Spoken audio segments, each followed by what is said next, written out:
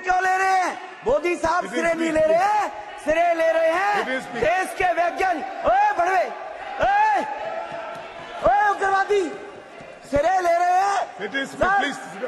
ए उग्रवादी, बोलने नहीं दूंगा कभी खड़ा होगा, ये बता रहा हूँ।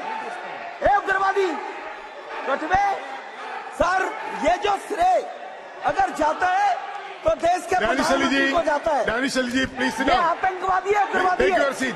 ये मुल्ला आतंकवादी है। बिदुरी इसलिए जी, सर अभी मैं बताना चाहता बिदुरी, you हूँ, understood अधीर that? रंजन जी, अधीर रंजन जी अभी Please sit शोर down. मचा रहे थे, Danish लिस्ट Ali. पढ़ रहे थे। Danish उस Ali. लिस्ट में अधीर रंजन जी जब Please लिस्ट sit पढ़ down. रहे थे 1975 से Danish Ali, लेकर अभी please sit तक, down. इसकी बात If anything करते wrong- रहना जी, बाहर देखो इस मुल्ले If को। anything wrong, अस्सलामु अलैकुम रहमतुल्लाह। बेचारे दानिश साहेब रात भर सो नहीं सके, और सोते भी कैसे, नींद भी कैसे आती। ज़माने से आवामी खिदमतगार बने हुए थे, देश के सबसे बड़े आईनी इदारे के मेंबर हैं, संविधान के इस किले में बैठते हैं जिसकी सीढ़ियों पर चढ़ने से पहले विश्व के गुरु माथा टेक कर ये पैगाम दे चुके हैं कि भारत का वक़ार इसी संसद के एहतराम में पोशीदा है। इसी किले में उन्हें कटवा, मुल्ला, उग्रवादी और आतंकवादी जैसे गैर पार्लिमानी जुबान से नवाजा गया। बेचारे रो ही सकते हैं, कुछ कर नहीं सकते। वो क्या, उनकी पूरी कम्युनिटी कुछ नहीं कर सकती। उन्हें समझना चाहिए कि ये नया भारत है, कोई इंडिया या हिंदुस्तान नहीं है जहाँ तहजीब, एहतराम, इज्जत और लिहाज की पासदारी होती थी। अगर यही उनकी जगह अगर असदुद्दीन ओवैसी ने कुछ कहा होता या किसी मुस्लिम पार्लिमानी मेंबर ने कुछ कहा होता तो फिर उस दिन की पूरी कार्रवाई रोक दी जाती और उसे फ़ौरन सस्पेंड कर दिया जाता। जो हुआ वो हैरतनाक तो बिल्कुल नहीं है। जो इसे हैरत अंगेज समझ रहे हैं उन्हें याद रखना चाहिए कि इसी किले में एक साध्वी भी बैठती है जिस पर अजमेर बम धमाके में मुलव्वस होने का इल्ज़ाम है, और वो खराबी सेहत के बहाने न सिर्फ पैरोल पर रहा है बल्कि संसद की मेंबर भी है। इसी किले में वो भी मौजूद है जिसने खुले आम मुसलमानों को गोली मारने का हुक्मनामा जारी किया था, और ऐसे न जाने कितने हैं जो हिंदुस्तानी मुसलमानों को गद्दार पुकारने की सुपारी ले चुके हैं। खुद होम मिनिस्टर और विश्व गुरु मुसलमानों को अज़ियतनाक नामों से पुकार चुके हैं।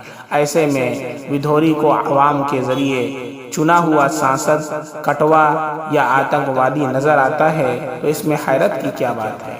नीज़ भारत है, नया भारत है, नई हवा है, नई फिज़ा है, पुरानी सोच पर नया लेबल लगा है। ये सब तो होता ही रहेगा, और कोई ये भरम न पाल ले कि विधोरी पर कोई कार्रवाई होगी, बल्कि उसके उलट ये सोच लेना ज़्यादा बेहतर होगा कि उसके ओहदे में इजाफा किया जाएगा। ऐसे कई मामलात में मज़ीद नवाजने का मुजाहरा हो चुका है। दानिश साहब की असल गलती तो यही है कि वो सांसद क्यों हैं जब हुकूमत वाली पार्टी ने मुस्लिम नाम वाले किसी शख्स को इलेक्शन में टिकट न देने का रवाज कायम कर दिया है। 80 वर्सेस 20 के तनासुब में वोट देने की अपील कर दी है तो उनका मान रखना चाहिए। दूसरी पार्टी से सांसद बनने और संसद में मुंह खोलने की सज़ा तो मिलेगी ही, सो वो मिली। अब रोइए या नींद को तरसिए। दानिश साहिब जो आपके साथ हुआ वो भारत के मुसलमानों के साथ रोज़ कहीं ना कहीं किसी मकाम पर होता रहता है, और जिसके साथ होता है वो या तो अबदी नींद सो जाता है या फिर आप ही की तरह सोने से भी डर जाता है। अपनी रहनुमा मायावती से कहिए कि अगर वो अपने केडर वोटरों को भी बीजेपी को वोट देने से नहीं रोक पाती हैं तो मजम्मती बयानात क्या माना रखता है। सोचिए, आप लोग रहनुमा हैं, हम सब तो जनता हैं, और जनता का क्या, कोई बहला दे, कोई फुसला दे, कोई बहका दे, कोई गाली दे दे। और मेरा तो जी चाहता है मैं एक बात ये कह दूं कि दानिश साहब को चाहिए था कि वो बजाय रोने के रमेश विधोरी को थप्पड़ रसीद करने की कोशिश करते। और आप अगर कायद होकर के लाचार होंगे, कायद होकर के जुल्म के सामने लाचार होंगे, मजबूर होंगे, आंसू बहाएंगे, تو لیڈر کے پھر کیا معنی؟ لیڈر بھی اگر صرف ہمدردی کا سہارا لینے لگ جائیں تو پھر عام مسلمانوں کا کیا حال ہوگا؟ اللہ رب العزت ہم سب کی حفاظت فرمائے۔ والسلام علیکم ورحمۃ اللہ وبرکاتہ۔